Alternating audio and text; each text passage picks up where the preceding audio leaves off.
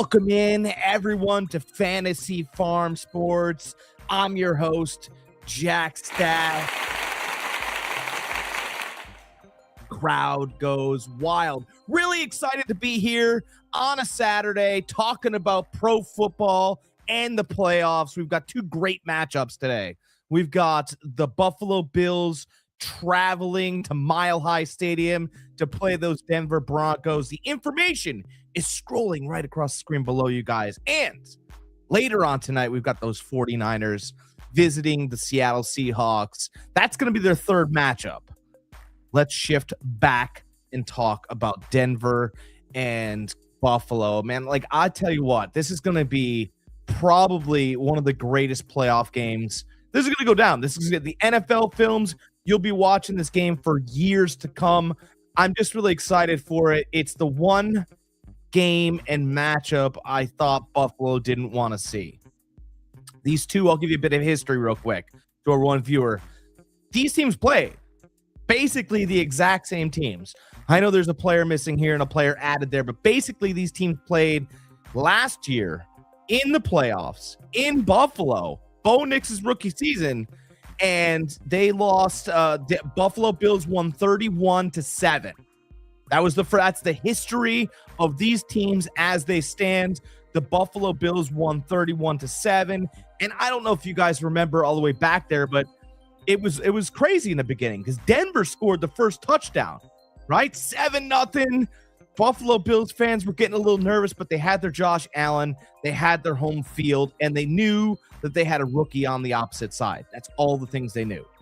And Buffalo came back, quickly scored, made it 7-7. The ending score of that game was 31-7. So that was the last time that Buffalo scored. Buffalo scored, and that was the last time that that was the last time that Denver scored in that game. 31-7, Buffalo won in Buffalo. So it didn't go over in that game, by the way. The over-under, it came under. All right, it looked 14 points in the first quarter, makes fans nervous, but it did not go over. So let's give you some statistics on today's matchup, right? The Denver Broncos are favored by a point. Early on in the week, they were getting a point. This is basically a money line pick 'em. That's what we know. The over-under set at 45.5. My only fear is that it gets to overtime. If we get to overtime, that's a real problem. We get to overtime, then you know that 45.5 is going to turn into 48. It's going to turn into 49, possibly 50, depending on field goals and touchdowns and how much further we go. The overtime rules, by the way, change in the playoffs. You can't have ties. You play it's until players pass out on the field. That's what happens in overtime here. So those are some interesting things right off the bat. Denver's great. I mean, they are. They have top 3 defense in the league. We'll say that, right? They got Satrday. They've got another nice lockdown corner in Riley Moss. They get after the quarterback, and the thing that they do well with getting after the quarterback is they close down lanes. Much like Houston does, they close the lanes down. So there's not a lot of running room for the quarterback, which is fine. You don't need running room for the quarterback. The quarterback's not designed to run, but Josh Allen likes to get out and gallop, and he doesn't have a number 1 wide receiver. Yeah, I mean, you could talk about Shakir all you want. Keon Coleman. They signed Brandon Cooks. He looks decent. But basically, his de facto receiver is James Cook. And that's it. That's basically, check down and find Shakir for a screen pass. That's what Josh Allen's faced with. And it's very difficult to do that against this Denver team. They tackle well. They get after the quarterback well, and that's what they do defensively. Offensively, they should be much better. They should be able to put pressure on Buffalo's team to score. Thing is that all season long, and we watch these teams. Denver's hasn't really lived up to the hype offensively. Bo Nix, Cortland Sutton, RJ Harvey, right on down the line. They haven't been great. Whether it's Sean Payton not figuring it out for Bo Nix or Bo Nix making bad decisions early. I don't know which it is, but they either get it or they get off track, and that's been their story. And Buffalo's story all years, they've always been chasing. Constantly chasing. They're down in games. They have to come back. Down, have to come back. And I hope they're not losing this game and have to come back, because Denver's a problem. Denver's not going to let you back. Sean Payton's calling the game. He's basically going to be calling the offense. He's going to have his fingerprints all over this one. You're not going to want to stage a comeback, having to deal with altitude. The weather's not going to be bad, but it's going to be 32. And you know that air in Colorado is going to be crispy. So I love the under in this game. This is my favorite bet. I love under 45.5. You may be sweating.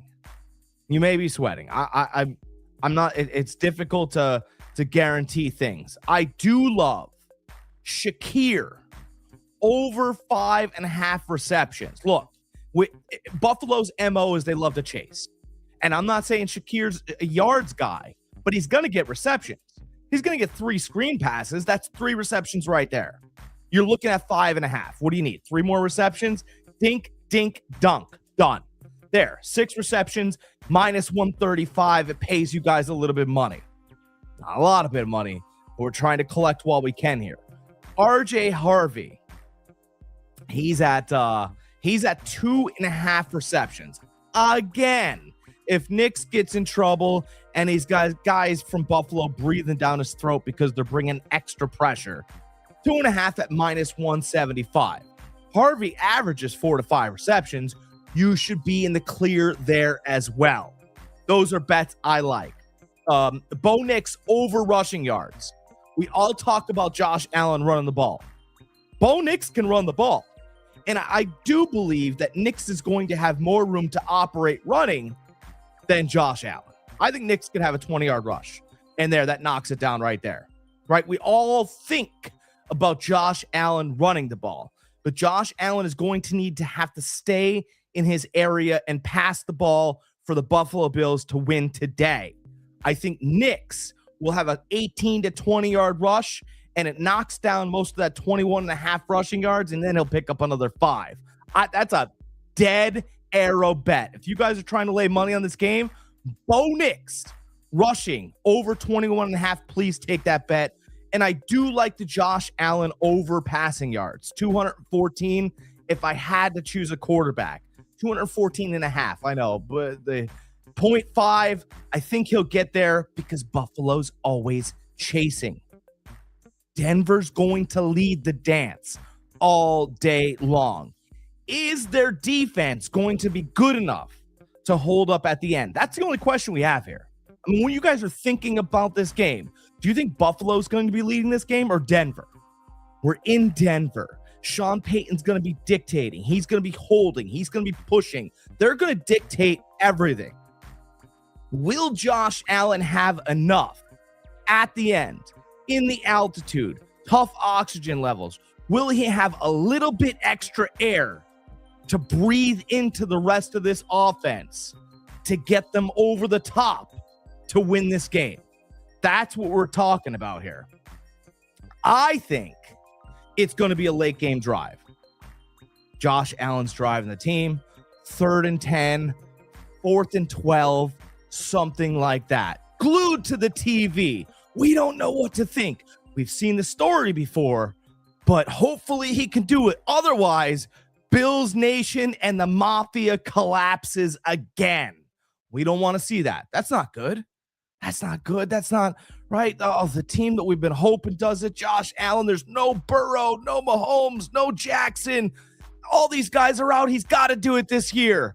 And I think what he does is something very smart. I think he finds the way to get the ball in the direction of Riley Moss. And I love Riley Moss, but the problem with the man is he gets too handsy. All Riley Moss does is grab and pull and touch and claw. And those officials are going to throw a flag. I've seen it happen too many times. I saw Jackson Dart for the New York Giants pick him apart getting pass interference calls. That was how they came back in that game. So I do believe that there is a way to get at this Broncos defense, and I love them. I love them. They're great defense. Josh Allen's going to throw a bomb. It's going to get Riley Moss caught. He's going to get handsy. Flag's going to hit the ground. Buffalo will be inside the 8, 9, 7-yard line. And I think Buffalo Bills pull it out and win this game based on a late flag from Riley Moss. Who knows who he gets handsy with? I'm not, it could be Shakir, right? It could be Coleman. He's going to get handsy with somebody, and it's probably Coleman. Because Coleman's taller, he always goes and jumps for the ball, and he's not very fast. He's real sluggish and sloppy. So if Moss is going to grab someone and try to pull at that jersey and grab them and get them down because they have a good vert, it's going to be Keon Coleman. And that's how I believe that Buffalo sets up their next move to get into the end zone. That's what I think happens. So, my summation here. Buffalo Bills win the game late. I'll take them over the Broncos. And I like some of those prop bets that I set out there for you guys. Our late game tonight, we've got the San Francisco 49ers against the Seahawks, -6.5. The big news in this game, right? And they're going to be talking about it. I want you guys to have the information ahead of time. The big news in this game is that Sam Darnold has pulled, torn, aggravated, whichever adjective you want to use. He has done something to his oblique throughout the practice sessions this week. He hasn't thrown since injuring, tearing, pulling, whatever. He's done something to his oblique. And there's a lot of information hitting the news waves. Oh, Sam Darnold might not play. He's banged up. Drew Lock is getting more. Look at. I think he aggravated it. I'm not a doctor. I don't play a doctor. I have no medical degree, but I've seen this happen before. I've seen stories like this. The news comes, like, these teams are playing. The 49ers and the Seahawks are playing for the third time this season. You need a little bit of juice out there, right? The first time, you get to know each other. The second time, you make adjustments. The third time, tricks, magic, lies. That's what you need to win this game. Trick, magic, lies. You know each other. San Francisco's already at a supreme disadvantage by not having George Kittle. I know we love that Tungus kid, but he's fine only. Couldn't beat Kittle out for the job. You're still the second string tight end, now in the first string spot. Fact. Okay, so I have to believe, I think this whole Darnold thing is a smokescreen. I really do. Look, Seattle's got the best defense. They're way better defense than San Francisco. I know San Francisco's defense has gotten better, but let's not pretend like they're world beaters. They're not Houston. They're not Denver. And the top three? Seattle. Houston, Denver, Seattle. However you want to mix and match. Those are your top three defenses in the NFL. Cleveland's good at times. Pittsburgh's good at times. Those are your top three world beaters. So, Darnold has no oblique injury. Maybe he does. Here's what I do know. Their first meeting, 17-13. San Francisco won in Seattle. Seattle repays the favor, comes back to San Francisco, wins 13-3. 16 points in the second meeting, 30 in the first meeting. Your total over for this game is 44.5. Oh, God, the first two meetings barely broke 30. This is great. I'm going to bet the under. That's the easiest money ever, right? Seattle's got a top defense. San Francisco's without one of their targets. Oh, good. We're going to bet the under. Guaranteed. Let's take the under, right? Wrong. Don't you dare take this under. This game, third time these teams play, I will promise you, you will see fireworks. It's in my gut. It's in my blood.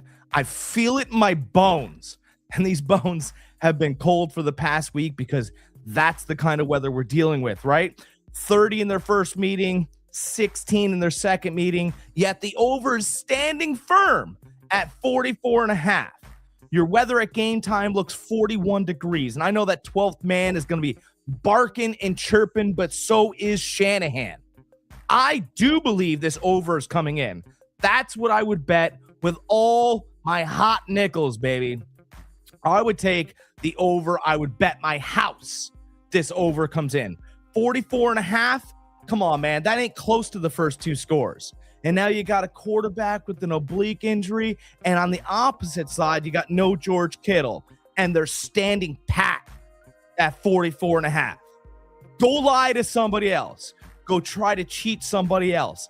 This score is going to be over 44.5 with about 3 minutes left to go in the third quarter. And you guys are going to be counting money. Count money. I think you could see 20. Here's what you're going to see. You're going to see 20 to 23 end of the third quarter. You do the math. That's 43 points. You think it's going to stay at 43 points? You got a whole other quarter to play. I doubt it. You'll see 23 to 23, or you'll see 30 to 23, or you could see overtime. These teams know each other. They will score points on the third matchup. This is not going to be the match that we see earlier. Denver and Buffalo, there's going to be blood on the ground. There's going to be sweat. There's going to be tears in the street. And I don't know whether they're going to be in Denver streets because their team lost, or the streets of America because their Buffalo Bills couldn't do it. I'm not sure what's going to happen in game one. Game two, listen to me. This over's coming in. Take your nickels. I don't care. Take on a second mortgage. If that's what you got to do, bet the house you own to make another house. That's how we do it here at Fantasy Farm Sports. I don't believe in the Sam Darnold injury. You can. I think it's smokescreen and lies. That's how I feel. I also believe in the third meeting, the tie goes to the home team. That there's going to be a little bit extra. There's going to be a little bit extra juice. I don't believe in the Darnold injury. So if I don't believe in the Sam Darnold injury, I think he's going to come out firing. I think he's going to let them know really early that all he did was cough. And they went, what, are you okay? Yeah, I feel a little something. All right. You settle down. You relax. You know all the plays. That's fine. And they prepared Drew Lock on the back end because guess what?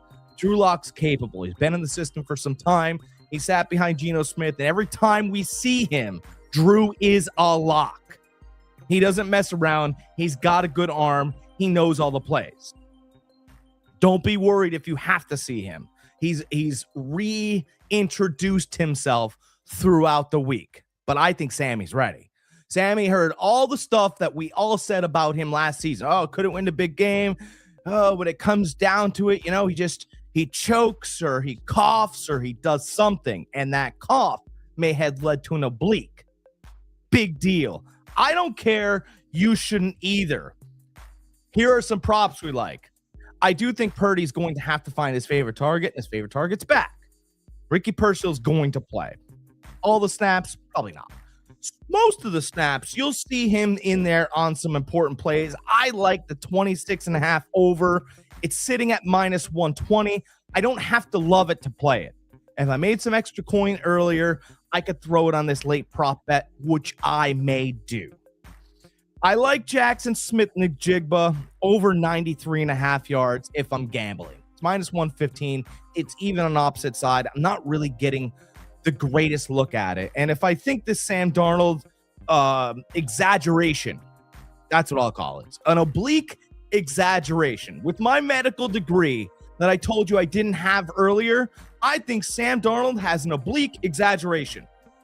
There you go. There's my there's all of my medical terms. He's got an oblique exaggeration. And because it's an exaggeration, I like him to throw over 218.5 yards. Let's get to the spread. All right. Spread's scrolling right across the bottom. All your information on how to play these games. By the way, those are Hard Rock bets. So we got 49ers Seahawks 6.5. I told you I don't believe this over under. I think it's going over. I don't have to blink. I'm playing that game. Okay. 6.5 has come down from 7.5. That's a full point. That's a full point. And these teams have played kind of within the bound. The last time Seattle won by 10, I don't believe in it. Actually, what I believe, because the tricks and the lies and the magic, I don't think Shanahan let him see every play. I know that they wanted to win the division, right? And I know that they wanted the number one seed, all this thing. I think San Francisco thinks they're good enough to go on the road and beat anybody. I think that's kind of how Shanahan rolls things out there. So I don't think that he let Seattle see his full playbook. That's my thought there. I also believe that Seattle is the better team. I magic and tricks aside, which Seattle's playing the games right now. Magic and tricks aside, Seattle's a better defense. I mean, they're a real deal defense. Sam Darnold's been trying to avenge every critic over the past couple years. I mean, he should have been signed in Minnesota. Seeing on how he played this year, he fell apart at the end of last year. That's not going to happen tonight. I love Brock Purdy. I do. But I just don't think he's got enough.